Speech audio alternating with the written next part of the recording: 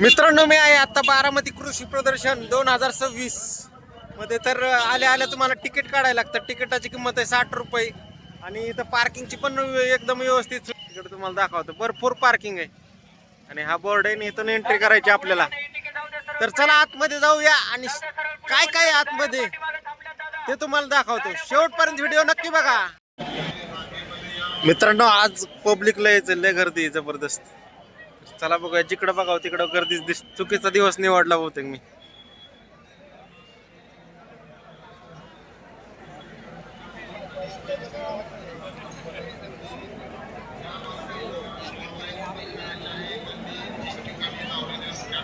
मित्रांनो, इथं मी जाऊन आलो ॲग्रिकल्चर इनोव्हेशन एक्सपो. इथं नवीन नवीन जे इक्विपमेंट असतात किंवा ड्रोन म्हणजे आधुनिकतेद्वारे कशा प्रकारे आपण शेती करू शकतो ते दाखवलंय. पण गर्दी भरपूर आहे त्यामुळं काही एवढं काही घेता येत नाही. तुम्हाला पुढं पण दाखवतो. गर्दीच एवढी की काही दाखवायचं म्हटलं तरी कळत नाही कसं दाखव. चला पुढं बघूया आता. हायड्रोपोनिक्स तंत्रज्ञान प्रशिक्षण अर्बन फार्मिंग. मित्रांनो बघू शकता इथं पाण्यावर झाडे कशा प्रकारे, पालेभाज्या कशा प्रकारे आपण आणू शकतो दाखवलेलं आहे. आहे ना, बी आहेत ना. रेट त्याचा 280 रुपये किंमत आहे आज महाराष्ट्रात आपल्या. आणि बाहेर जर लावायचं म्हणलं तर 500 रुपयाच्या पुढे किंमत आहे. हो, बी आहेत ना. इथं नंबर दिलेला आपल्याला बोर्डला बुकिंगसाठी. बुकिंग करा तुम्ही. पाण्याची मात्रा म्हणजे हायड्रोफोनिक्स म्हणजे काय? हायड्रोफोनिक्स म्हणजे माती विना शेती. माती विना मग काय याच्यात? हे कोकोपीट आहे, नारळाचा भुसा. माती वापरली नाही, 0% माती आहे. माती तुम्हाला कुठे दिसणार नाही. डायरेक्ट नारळाचा भुसा फक्त. हो. आणि दुसरं ते पाण्यावर येतं त्याला काय म्हणतात? ते पण हायड्रोपोनिक्स. ते आत आहे तिकडे, ते शेड मध्ये ते पाण्यावर. ह्यात आणि त्यात फक्त काय फरक आहे? आता आपण मीडिया म्हणून कोकोपीट वापरले आणि त्यात पाणी वापर. पाणी कोणते कोणते येते त्यात? सगळे येतं. स्ट्रॉबेरी आली, भाजीपाला तुमचा प्रत्येक येतो. तिकडे पालक पण आहे पलीकडे पुढं. सगळं येतं. भाजीपाला तुमचा प्रत्येक भाजीपाला ह्याच्यामध्ये येतो. परदेशी पिकं किंवा विदेशी पिकं आहेत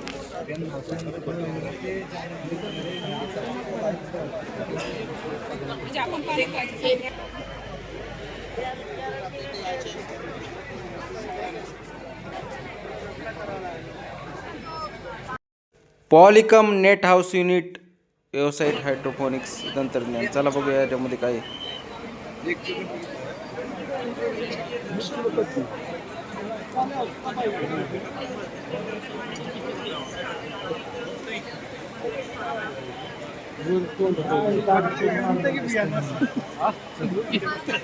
मित्रांनो हे बघूया, ब्रुसेल स्प्राउट भाजीपाला उत्पादन. काय वेगळं दिसतं काहीतरी. आणि ते कसं लागलंय बघा की झाडाला, असे खाल्ल्या नवीनच काय. तुम्ही अगोदर पाहिलेलं काय? मित्रांनो हे तर आपल्या सगळ्याला माहिती, कोबी म्हणजे कॅबेज. बघा एक एक मोठा, किती मोठा आहे, टप्पूचे टप्पू. वजन किलो हे काय हो? सेवे कॅबेज म्हणजे कोबी सारखंच आहे, काय वेगळं आहे? अगं मित्रांनो एक कोबीची टाईप आहे अजून एक, आणि ह्याच्यात अजून एक आहे रेड कॅबेज म्हणून. आता तिथं गेल्यावर मला समजलं, मग पाहिलं पण नव्हतं.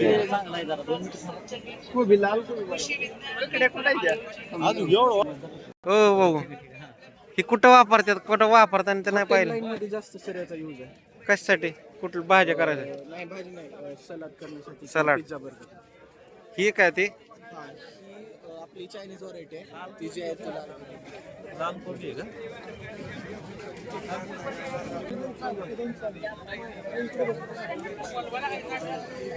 किती दिवस चालणार? नाही सर, हे अजून आपलं एक्सपेरिमेंटल पर्पज म्हणून चालू आहे सर. याच्यामध्ये आपल्याला खाली टोमॅटोला अजून आपल्याला चांगला एक रूस्टॉक नाही भेटलेला आहे, एक रिजिड रूस्टॉक नाही भेटलेला आहे.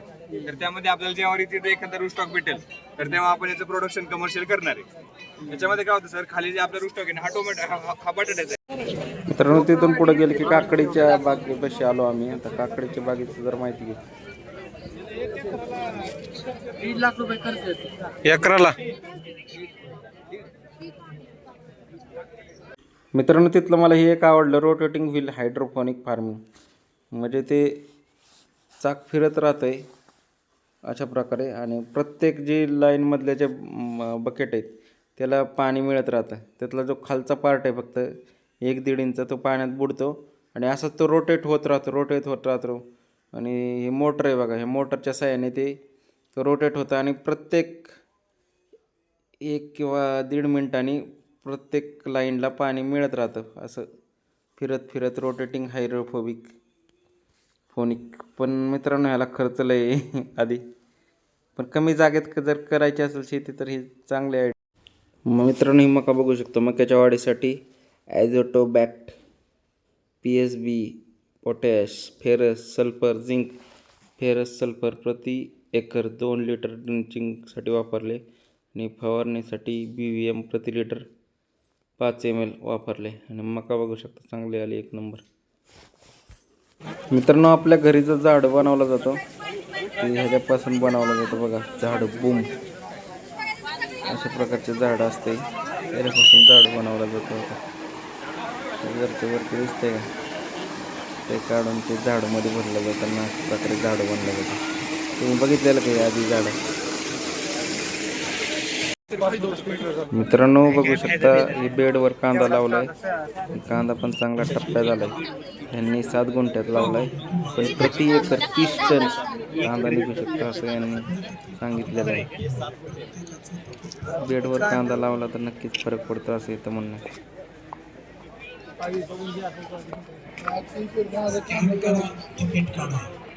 मित्रांनो हे अंजीर आहे, तर अंजिराविषयी माहिती बघू. ही लोकल व्हरायटी डायना नावाची व्हरायटी आपण अंजीर असतं ना त्याच्यासाठी वापरली जाते. आणि डायना कृष्णा ब्राऊन आहे ना हे जरा गोड चवीत 50 ते 60 रुपये एका झाडाला. मित्रांनो तूर आहे, तुरीचं बघू शकता. तूर एकरी 20 क्विंटल 6 महिन्यात निघते.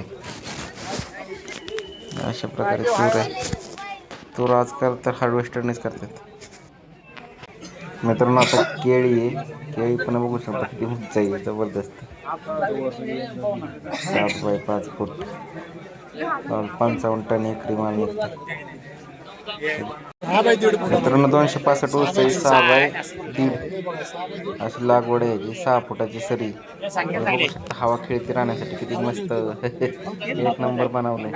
आपल्या इकडे लावताना असं नाही. आणि त्याला सपोर्ट म्हणून बघा बांबू लावलेले, जबरदस्त केलेले. आणि हाईट पण बऱ्यापैकी वाढलेली 265 ऊसाची. जबरदस्त 1 नंबर. AI टेक्नॉलॉजी आणि आपलं नॉर्मलमध्ये AI मध्ये जास्त हाईट वाटते जरा. मित्रांनो हे बघू शकता 25 फुटी ऊस. अरे बापरे जबरदस्त का. 80 ते 100 टन एकरी उत्पन्न निघते असं दिलं आहे. पण हाईट जबरदस्त झाली. आता समोरची माणसं तुम्ही बघू शकता केवढीशी दिसतात त्या ऊसासमोर. 86-032 मित्रांनो बघू शकता. हा पण मस्त लावलेला आहे 5 बाय 1.5. ह्याच्यात पण चांगली मोकळी हवा जाण्यासाठी, हवा खेळती राहण्यासाठी सरी मोठी ठेवली. आणि खालचा पाला पाचोळा सगळं काढून टाकल्यामुळे 1 नंबर दिसते. ऊसाचं 1 नंबर पाहिलं, जास्त गर्दी मित्रांनो.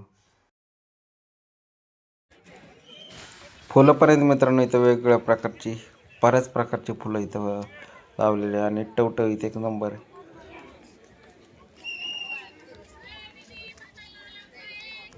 इकडं पण बघू शकता किती कलरफुल फुलं आहेत, मस्त आहे का नाही. मित्रांनो हे एक विशेष वाटलं मला.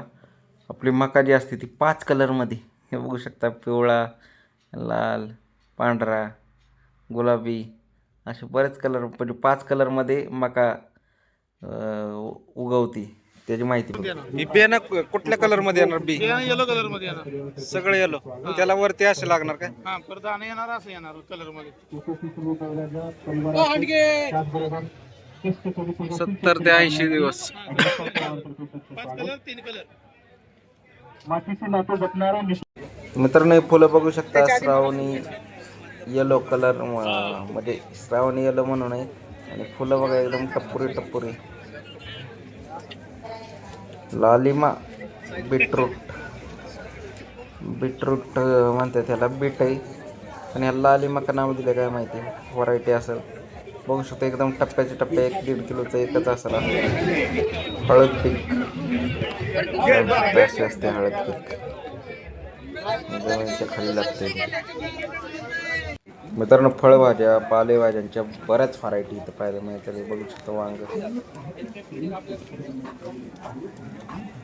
शेती उपयोगी बऱ्याच इक्विपमेंट मशिनरी इथं मिळत होत्या. हे बघू शकता जनरेटर,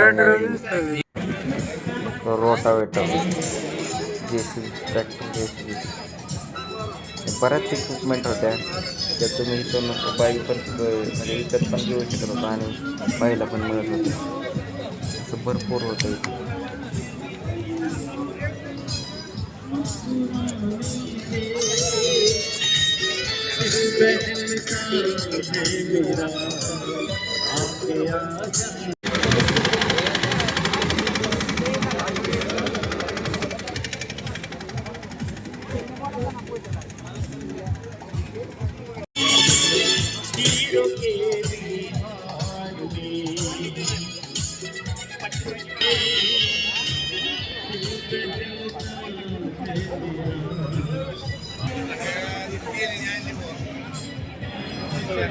मित्रांनो एवढं सगळं फिरून दमल्यानंतर तिथं जत्रा म्हणून पण भरलेलं होतं, म्हणजे खाईसाठी बरेच स्टॉल लागलेले होते. पण विषय असा होता की तुम्हाला कॅशच लागत होती, कारण तिथं नेट काही चालत नव्हतं. ऑनलाईन जॅमर होते काय माहिती, पण नेट काही चालतच नव्हतं कोणाचं. तर अशा प्रकारे तुम्हाला जर येणार असेल तर कॅश घेऊन या नक्की.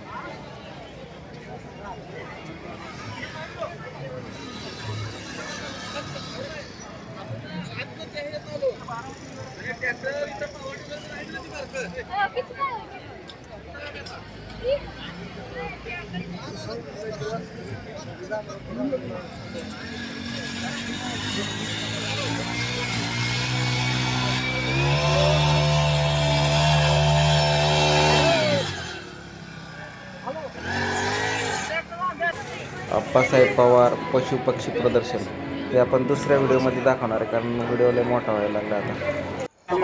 कांदा लावून पण इथं मिळणार आहे पाहिजे असेल तर. अशा प्रकारे लागवड होते त्यातनं. नंतर हे शेवट होता डॉग शो.